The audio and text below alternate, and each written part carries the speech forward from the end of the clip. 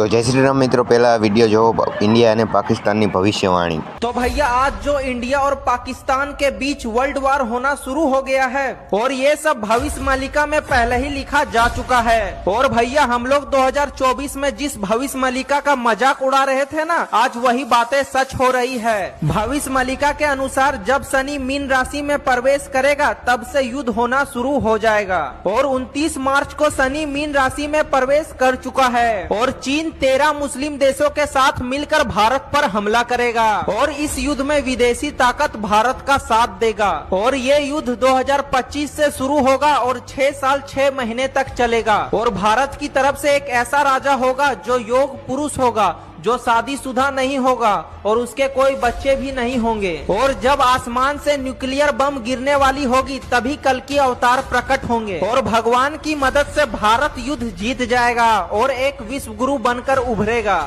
तो मित्रों, तमने शुं लागे छे भविष्यवाणी साची पड़शे? अने आवा ज विडियो जोवा माटे अमने फॉलो सब्सक्राइब करो।